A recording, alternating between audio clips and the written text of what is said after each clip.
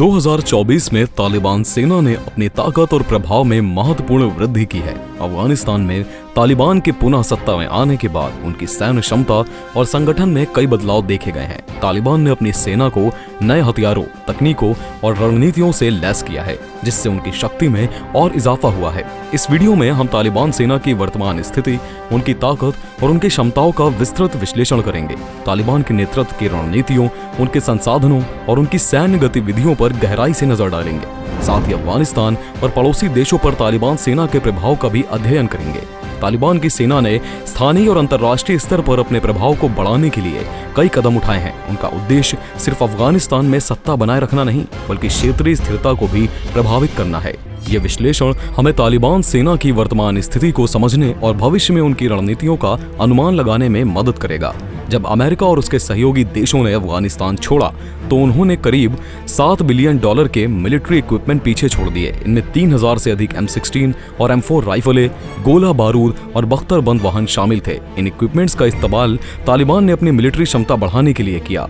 अफगान सेना के पास पहले से ही कई बड़े हथियार थे, जिनमें 6 lakh M16 assault rifles, 1,62,000 communication equipment, रात में ऑपरेशन के लिए 16,000 night vision goggles, machine gun, करीब 1 लाख वाहन और 16,000 खुफिया सर्विलांस इक्विपमेंट शामिल थे। इस साल जून तक अफगान सेना के पास 211 एयरक्राफ्ट भी थे, जिनमें black hawk helicopter, A-29 super Tucano attack aircraft और C-208 लाइट अटैक एयरप्लेन शामिल थे।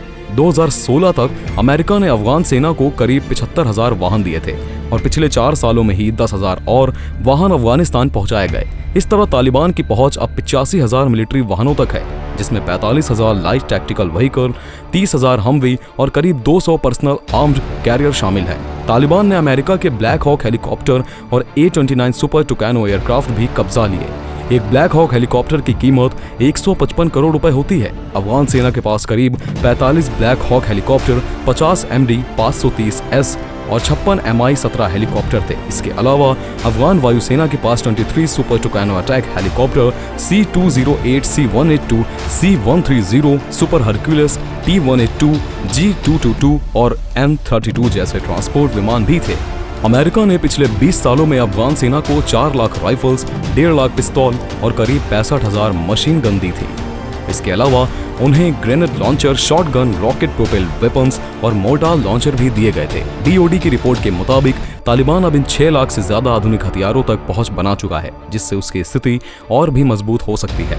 अफगान सेना के पास सबसे आम बंदूक थी M16 राइफल, जिसकी कीमत $750 से लेकर $12,000 तक हो सकती है। इसके अलावा M240 मशीन गन की कीमत 6.5 लाख रुपए और ग्रेनेड लॉन्चर की कीमत 3.70 लाख रुपए होती है। सैनिकों द्वारा इस्तेमाल की जाने वाली G-Lock जनरेशन की 0.4 कैलिबर गोली वाली पिस्तौल की कीमत 24,000 रुपए तक होती है। तालिबान सेना ने अपनी शक्ति का प्रदर्शन कई बार किया है, विशेषकर अफगानिस्तान के उत्तरी और पश्चिमी क्षेत्रों में। तालिबान ने स्थानीय लड़ाकों को अपनी सेना में शामिल किया है, जिससे उनकी जनशक्ति में बढ़ोतरी हुई है। इसके साथ ही तालिबान ने अपने विरोधियों पर दबाव बनाने के लिए गुप्त अभियानों और रणनीतिक हमलों का सहारा लिया है। अफगानिस्तान में अल-कायदा को खत्म करने के लिए अमेरिका ने अफगान सेना को पारंपरिक हथियारों के साथ खुफिया तंत्र मजबूत करने लायक इक्विपमेंट और ट्रेनिंग भी दी। अमेरिका ने अफगान सेना और पुलिस को 16,000 से ज्यादा ऐसे इक्विपमेंट दिए, जिनमें आतंकी संगठनों के खिलाफ निगरानी और जासूसी तंत्र मजबूत हुआ। इनमें night vision device, radio monitoring system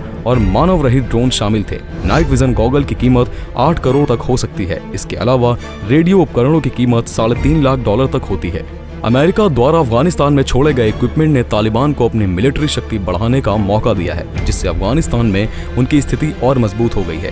कई एयरक्राफ्ट्स को अमेरिका वापसी के दौरान नुकसान पहुंचा था, लेकिन तालिबान ने लगभग 100 एयरक्राफ्ट्स की मरम्मत की, जिसमें रूसी Mi-7 हेलीकॉप्टर और America UH-60 black hawk helicopter शामिल है। तालिबान की सेना का मुख्य उद्देश्य देश में शांति और स्थिरता बनाए रखना है। हालांकि उनकी कठोर नीतियों और सख्त कानूनों के कारण उन्हें अंतर्राष्ट्रीय स्तर पर आलोचना का सामना करना पड़ता है, लेकिन तालिबान अपने उद्देश्यों को पाने के लिए हर संभव प्रयास कर रहा है और अपनी सेना की शक्ति को लगातार बढ़ा रहा है। रिपोर्ट्स के मुताबिक तालिबान अमेरिकी हथियारों को ब्लैक मार्केट में बेच रहे हैं, ताकि अपनी गतिविधियों के लिए फंड इकट्ठा कर सकें। इससे पड़ोसी देशों जैसे पाकिस्तान के साथ तनाव बढ़ गया है, लेकिन तालिबान का मकसद पहले खुद को एक मजबूत देश साबित करना है और इसके अलावा वो लगातार कोशिश भी कर रहा है। वैसे तालिबान की ताकत का एक और इम्पोर्टेंट सोर्स अफगानिस्तान में मौजूद मिनरल और खनिजों की भंडार भी हैं। अमेरिकी मिलिट्री ऑफिसर्स और जियोलॉजिस्ट के अनुसार अफगानिस्तान के पास $1 ट्रिलियन की कीमत का खनिज भंडार है। इसमें लोहा, तांबा, सोना और दुर्लभ मूल्यवान संसाधनों के साथ दुनिया का सबसे बड़ा लिथियम भंडार भी शामिल है। अमेरिकी जियोलॉजिकल रिसर्च के मुताबिक अफगानिस्तान भविष्य में दुनिया में लिथियम का प्रमुख स्रोत बन सकता है। अमेरिका ने अपनी रिपोर्ट में यहाँ तक कह दिया कि अफगानिस्तान लिथियम का सऊदी अरब बन सकता है। इसके अलावा न्यूयॉर्क टाइम्स की एक रिपोर्ट में कहा गया है कि अफगानिस्तान में लोहा, तांबा, कोबाल्ट और सोने का इतना बड़ा भंडार है कि ये देश की गरीबी को खत्म कर उसे महत्वपूर्ण खनन केंद्रों में बदल सकता है। हालांकि तालिबान सरकार के पास इतने रिसोर्सेज नहीं है कि वो इस खजाने का दोहन कर सके, इसलिए चीन उसकी मदद के आगे बढ़ रहा है। चीन नौकरियां देने और बुनियादी ढांचे के निर्माण के नाम पर तालिबान के साथ $10 अरब का लिथियम सौदा करना चाहता है। हालांकि अभी तक इस बारे में किसी डील के होने का प्रमाण नहीं मिला है, लेकिन चीन के इंटरेस्ट को देखकर पक्का है कि वो अफगानिस्तान को अपने हाथ डील करने के लिए मना ही लेगा। हालांकि कोई भी देश तालिबान को अफगानिस्तान की वैध सरकार के रूप में औपचारिक रूप से मान्यता नहीं देता। चीन, रूस, कतर और सऊदी अरब जैसे कई देशों ने उनके साथ राजनयिक चैनल्स बनाए रखे हैं। ये राजनयिक जुड़ाव तालिबान को कुछ हद तक अंतर्राष्ट्रीय वैधता और समर्थन दिलाता है। इन सब के बावजूद तालिबान की रणनीति आज भी काफी अलग है। वो आज भी गुरिल्ला युद्ध तकनीक का इस्तेमाल करता है, जिसमें वो किसी भी देश से सीधे युद्ध ना करके उसे अपने देश के अंदर आने देता है और बाद में गलियों और मोहल्लों में अपनी मजबूत रणनीति का इस्तेमाल करके बड़ी से बड़ी सेना को मात दे देता है। अमेरिकी सेना को भी तालिबान ने इसी तरह खदेड़ दिया था। तालिबान की ताकत उनके गुरिल्ला युद्ध तकनीकों में है और उनके पास अफगानिस्तान के प्रमुख शहरों और इलाकों पर मजबूत नियंत्रण है। उनके लड़ाकों की संख्या 60,000 से 1 लाख के बीच अनुमानित है। उन्हें कुछ दूर दराज के इलाकों, विशेषकर उत्तरी भागों में प्रतिरोध का सामना करना पड़ता है, लेकिन कुल मिलाकर उनका नियंत्रण मजबूत है। तालिबान के सत्ता में आने के बाद अफगानिस्तान की जीडीपी में लगभग 20% की गिरावट आई है, जो देश की गंभीर आर्थिक चुनौतियों को दर्शाता है। हालांकि संसाधन संपन्न इलाकों पर तालिबान का नियंत्रण और घरेलू राजस्व जनरेशन की क्षमता उन्हें आर्थिक स्थिति को कुछ हद तक संभालने में मदद करती है। तालिबान का सत्ता में आना अफगानिस्तान के लंबे समय से चले आ रहे आंतरिक और बाहरी संघर्षों की वजह से भी है। सिकंदर महान और चंगेज खान के आक्रमणों से लेकर एंग्लो अफगान युद्धों के दौरान ब्रिटिश प्रयासों तक अफगानिस्तान ने निरंतर अशांति का सामना किया है। आधुनिक तालिबान 1990 के दशक की शुरुआत में उभरे, जब सोवियत सैनिकों की वापसी और बाद में जब कोई भी इस देश की सत्ता की कमान हाथ में लेने को तैयार नहीं था। उनकी विचारधारा और रणनीतियों को मुजाहिदीन के सोवियत समर्थित अफगान सरकार के खिलाफ प्रतिरोध और बाद में शीत युद्ध के दौरान अमेरिका जैसी बाहरी शक्तियों से समर्थन मिला।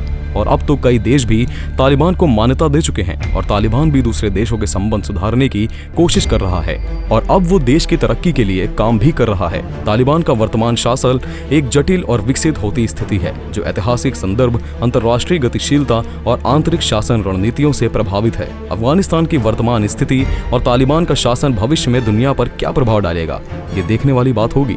दोस्तों, आने वाले समय में तालिबान और भी मजबूत बनकर उभरने वाला है। आपकी इस बारे में क्या राय है, हमें कमेंट में जरूर लिखें। वीडियो को लाइक और चैनल को सब्सक्राइब करना बिल्कुल भी ना भूलें। धन्यवाद।